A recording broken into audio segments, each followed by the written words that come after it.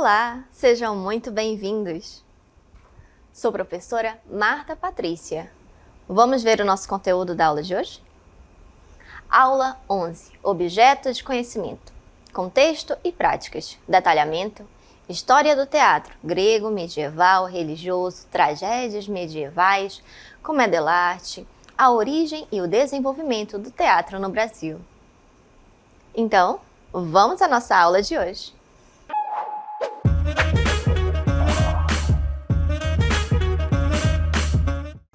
Uau! Chegamos aos palcos. Abrem-se as cortinas. As luzes começaram a dar o tom da cena. E a fumaça, que parece deixar tudo mágico. Os olhos brilham e o ator, só no palco, sem mais nada, faz com que o público enxergue uma lua, somente com a sua interpretação. Sim, hoje vamos falar dessa arte maravilhosa, o teatro. E quando falamos do teatro, vamos perceber que ele é um fenômeno que existe nos espaços, que está presente em todo o imaginário, nos templos individuais, coletivos e que vão formando esse espaço. Quando falamos do teatro, vamos perceber que ele é uma forma de expressão artística, mas também é uma necessidade humana de colocar para fora como nós conseguimos enxergar o mundo ao nosso redor. E tem como base principal característica a interpretação, né? Que pode ser de um ou mais atores. Assim, esses artistas ensinam uma determinada situação, uma história ou uma atividade do cotidiano para despertar o quê? Aquele sentimento, as sensações, as reflexões, para instigar e trazer assim tudo isso para o público, para a plateia. Então, vamos ver como tudo isso começou?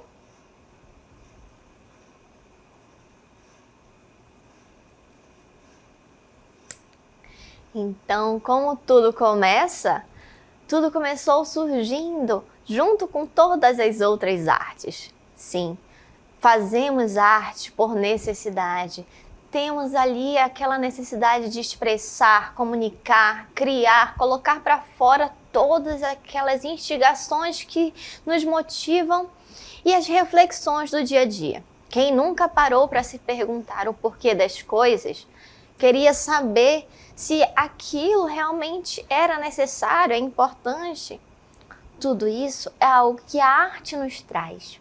Então, desde a pré-história já era possível enxergarmos os movimentos, as expressões, as tentativas de comunicação através da fala, da dança. Então, lá na Grécia Antiga, vamos perceber que ocorria a questão da celebração através das representações de lendas de deuses e heróis. Vamos começar vendo o que chamamos de Dionísio, o deus do vinho e considerado o deus do teatro. E essas representações, essas oferendas, rituais que eram feitos a Dionísio, ocorriam através de procissões. Os gregos, eles cantavam, dançavam e interpretavam cenas desse deus com o vinho. Então, em outras palavras, o início do teatro pode ter começado aí, essa organização teatral que falamos da interpretação, tudo bem? Então, falar dessa interpretação é relembrar esses cultos que eram feitos a Dionísio, porque lá na Grécia chegava a ter até mais de 20.000 participantes nesses cultos a Dionísio. Então as pessoas usavam máscaras para representar os animais e declamavam, cantavam, se libertavam, já que elas estavam quê?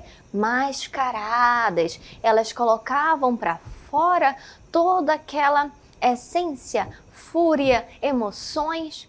E isso estava envolvido ali com dança, com bebida, mas tinha-se ali algo surgindo de diferente, que era o quê? A interpretação. Aqueles estilos e gêneros teatrais que vamos ver que são clássicos. Assim, na Grécia Antiga. Vamos ver? O teatro de tragédia e o teatro de comédia. E vamos perceber essa imagem aqui, que é o ícone, símbolo do teatro, né? Que é exatamente a máscara triste e a máscara feliz, onde é possível perceber essas duas esferas, esses dois gêneros, que temos aqui o teatro de tragédia com essa máscara triste e o teatro de comédia com essa máscara de feliz. Afinal, lembra que eu falei há pouco que esses cultos eram feitos com máscara? Então isso veio se perpetuando. Então vamos ter esse teatro das máscaras, que é o que traz exatamente como símbolo do teatro essas máscaras. E quando falamos dessa interpretação, podemos dizer que o primeiro ator da história foi um homem grego chamado Téspis. Sim, ainda antes de Cristo, 534 a.C., porque ele utilizou uma máscara para utilizar ali a questão da interpretação a esse deus Dionísio. Então ele tomou uma atitude que começou a chocar as pessoas, né? Porque os espectadores olhavam assim, e como ele tinha coragem de fazer aquilo, né? Já que ele estava interpretando, ele colocou a máscara não mais igual aos outros para interpretar animais. Ele colocou a máscara para interpretar o próprio deus Dionísio. E assim ele chocou as pessoas. A partir daí vamos ter a interpretação não mais representando animais, mas também trazendo os personagens. Então, vamos começar vendo aqui o nosso teatro de tragédia. Quando falamos da tragédia, vamos perceber que é um gênero mais tradicional do teatro, onde os personagens geralmente eles têm aquele final mais sombrio, né? E aqui temos temas recorrentes relacionados à morte e desgostos. Olha algumas características. Tem que ter aquele tom mais sério, mais solene. O protagonista ele vai enfrentar as dificuldades, trazendo ali aquela questão de tentar resolver vários problemas de uma forma, com uma linguagem ali mais formal. Então, é uma estrutura composta de uma ação inicial feliz, mas que acaba tendo um final fatal. Então, é aquele desfecho triste, o trágico, né? Normalmente aqui vamos ver aquelas histórias que começam felizes, né, um relacionamento lindo e acaba o casal ou alguém, né, falecendo ao final. E aqui temos a presença de personagens nobres, como reis, príncipes, né? Sempre vai ter alguma família da realeza que sofrem o destino imposto pelos deuses do Olimpo. Lembra que eu falei que aqui a gente vai ter a questão da história clássica? E se a gente fala da história clássica, a gente está trazendo todo esse contexto dos deuses. Então sempre vai ter aquela coisa da imposição de que Deus quis assim, porque os deuses já tinham aquela história destinada para essas pessoas, para aquele casal. E assim termina um final super trágico. Mas vamos falar desse outro lado da moeda? Sim, a comédia. Nesse gênero, o humor é o principal guia da narrativa e costuma brincar com temas relacionados à política, para a sociedade, os relacionamentos, né? E olha algumas características, trazendo aquele tom mais cômico, né? Aquela coisa do ridículo, com temáticas ligadas ao cotidiano e com foco na sátira da sociedade e dos vícios humanos. Quando falamos dessas comédias, vamos perceber que, diferente da tragédia, já traz uma linguagem mais coloquial. Então, ela traz uma estrutura composta de uma situação inicial complicada, mas que ela termina com um final feliz. E a presença dos personagens, eles são bem estereotipados, trazendo ali símbolos que remetem aos defeitos humanos, como a avareza, a mesquinhez. Então, aqui estamos vendo os dois principais gêneros, né? Como eu disse, que trazem exatamente a origem desse símbolo do teatro, que é dessas duas máscaras. Mas nós temos outros gêneros também. Olha só, Temos aqui drama, tragicomédia, monólogo, o alto sacramental, entremes, comédia, tragédia, o musical, a ópera, tantos outros, né? Então, vamos começar vendo o drama. Só sei que nada sei, né? Vamos lá então ver que tudo possui como foco as dores, os sentimentos, as reflexões mais profundas, dramáticas, melancólicas dos personagens, trazendo assim aquela abordagem de temas mais leves em comparação com a tragédia. Porque a tragédia lembra que ela tem o final trágico. Aqui no drama, o final ele pode ser positivo. Mas temos um pouquinho mais, olha só, a tragicomédia. Esse gênero já combina a tragédia com a comédia. Então podem ter acontecimentos tristes com humor, deixando assim aquela história mais leve. E o final também costuma ser positivo. E esse outro, tenho certeza que já conhecem também. O alto é um subgênero da literatura dramática. E ali tem a sua origem na Idade Média, na Espanha, por volta ali do século XII. E quando falamos desse alto, vamos perceber que Gil Vicente, ele traz ali como uma grande expressão desse gênero dramático, pois o alto visava satirizar pessoas. Então, a moral é um elemento decisivo nesse subgênero. Olha só, pela imagem, a gente consegue perceber que ele traz essa questão de ter esse olhar, né? Mas, ao mesmo tempo, ele trazia o humor com aquela reflexão e, vamos dizer assim, um trecho que fica muito claro que é esse. Se você tiver com o celular, pode apontar para o QR Code, que é o Alto da Compadecida.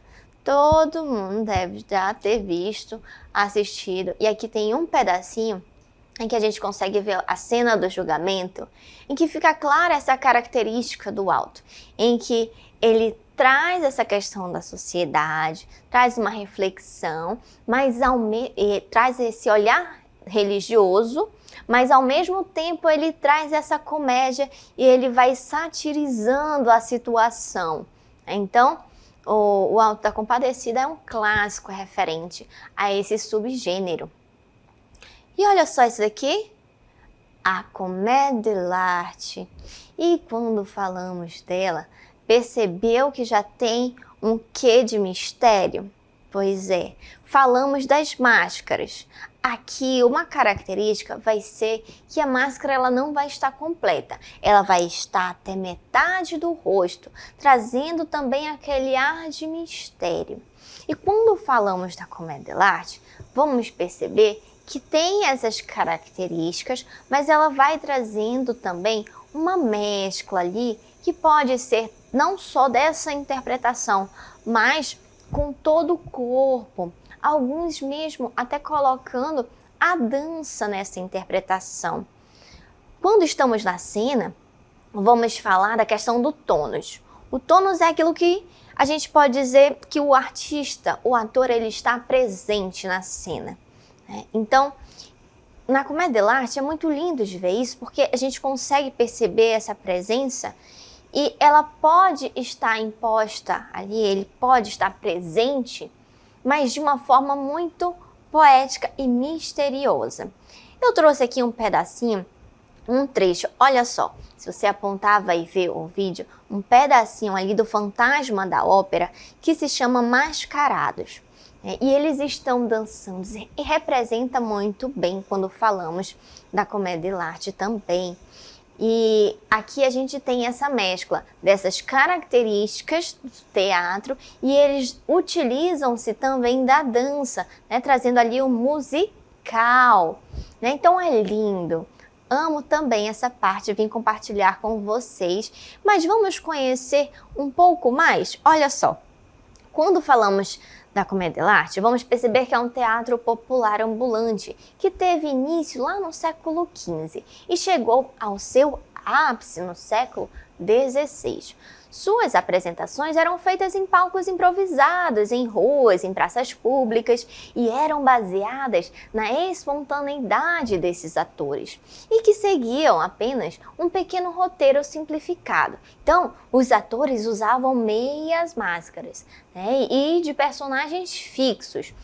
Aqui vamos perceber que tinha uma abertura para a improvisação. Não quer dizer que tinha que seguir o roteiro ipsiliter como ele estava preparado.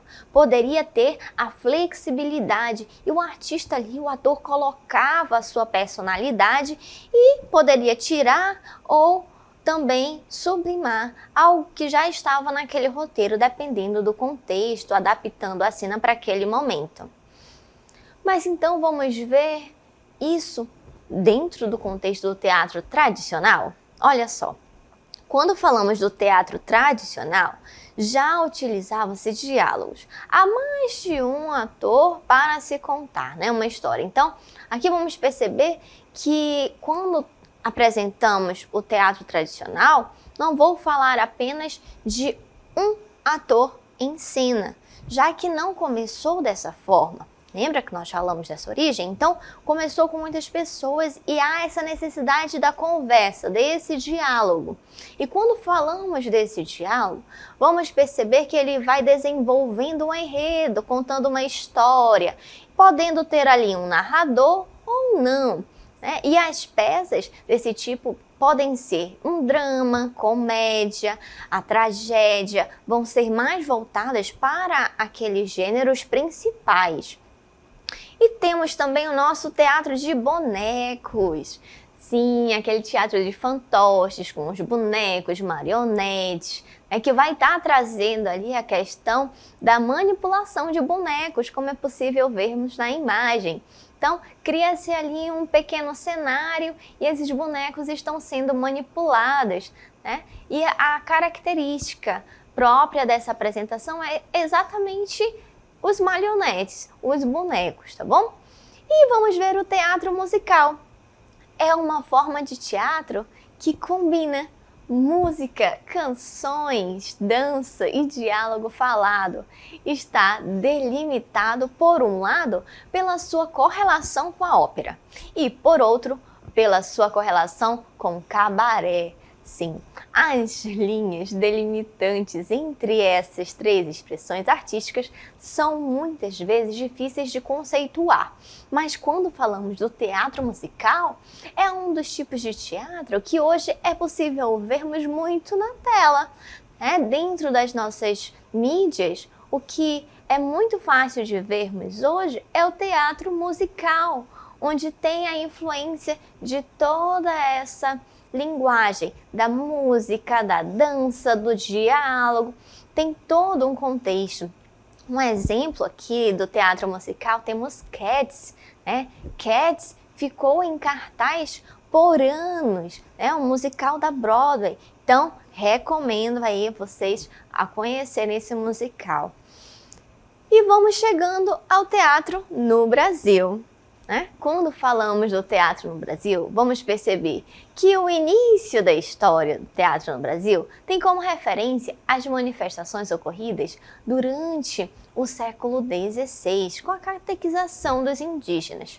Quando falamos dessa catequização, era aquela forma de colocar algo imposto, né? Então, tinha ali também uma interpretação.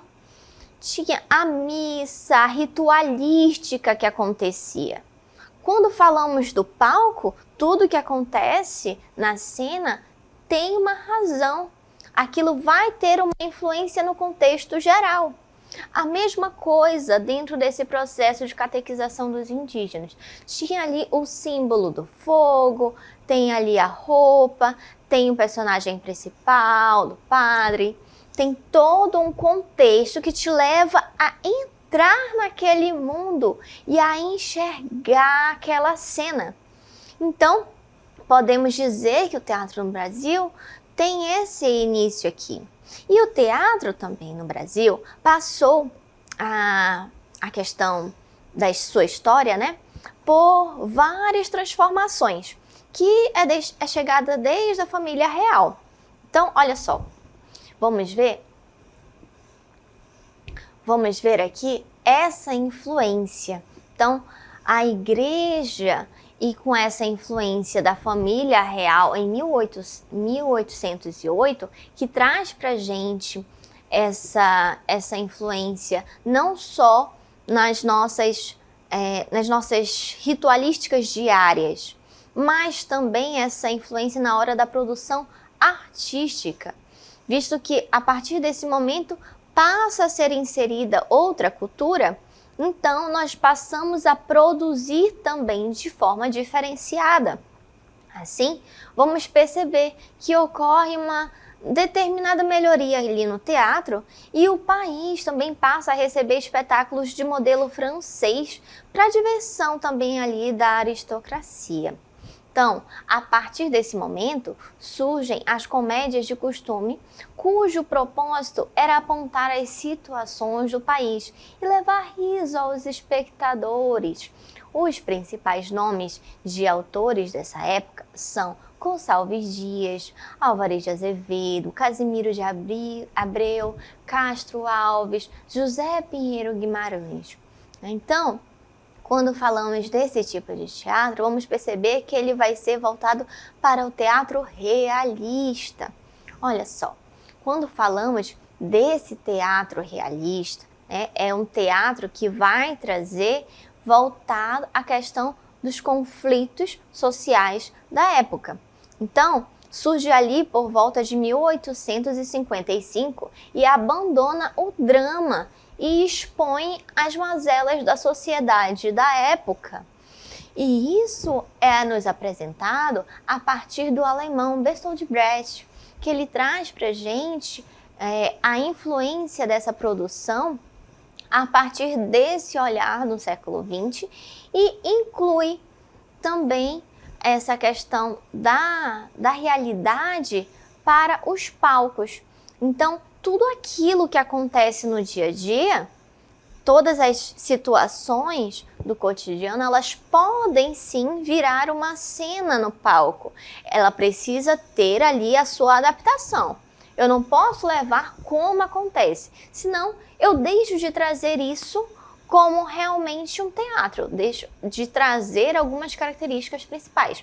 Mas eu posso trazer a cênica a essa realidade.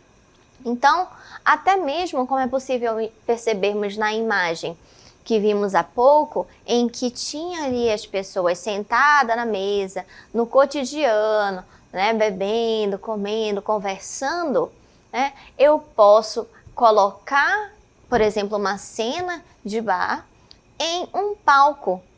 Porém, lembra que eu falei há pouco das características? Eu vou precisar ter o tônus, eu vou precisar ter a entonação, a interpretação, para além dessa cenografia.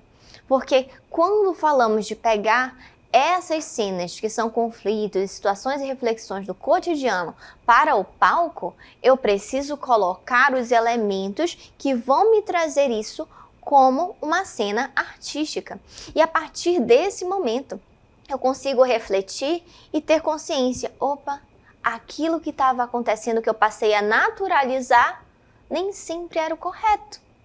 Então, esse teatro nos traz principalmente esse olhar.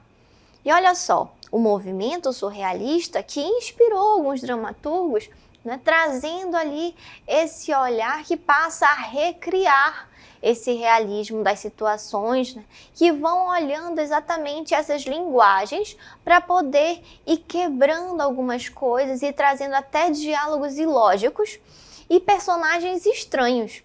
Então, esse movimento recebeu o nome de Teatro do Absurdo.